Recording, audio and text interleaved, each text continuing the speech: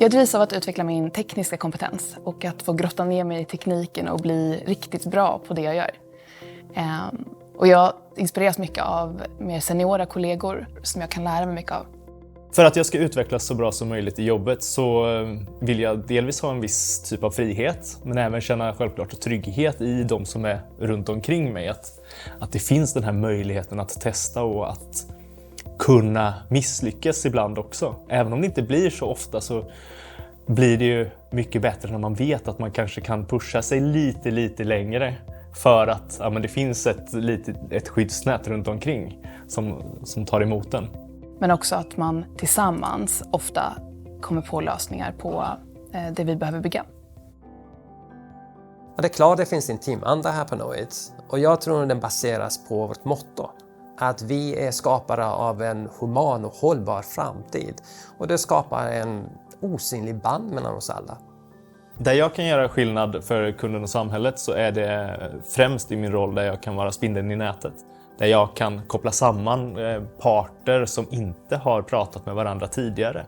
Och där har vi ju ett gyllene tillfälle som konsultbolag att vi har så många trådar ute. Hur många kan vi koppla ihop för att skapa en bättre samhällsnytta? Många av våra kunder tillhandahåller tjänster som driver samhället framåt. Och där har ju vi en stor chans att kunna hjälpa till att bygga hållbara lösningar som hjälper våra kunder att hjälpa samhället. Och där ser jag ju att konsultrollen är väldigt kul, att vi kan inspirera våra kunder, vi kan hjälpa dem framåt och vi kan stötta dem i att komma till morgondagens ny teknik. Ärligt talat så säger jag endast fördelar att arbeta som konsult. Jag plockar med mig erfarenheten av olika tekniker, olika branscher, olika kunder, vilken roll man vill ha i projekten. Vill man vara lite mer framåtlutad, ha mer kontakt med kunden? Vill jag ta ett steg tillbaka och bara fokusera på tekniken? Det är ett väldigt bra sätt att upptäcka vilka sidor man vill utveckla av sig själv. Men också vilka branscher och vilka tekniker man vill jobba med.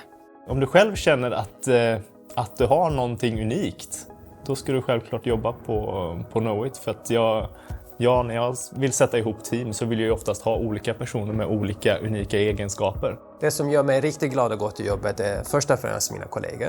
Det faktum att mina behov tillgodoses och det här är viktigt, vi har lika karriärsmöjligheter för alla.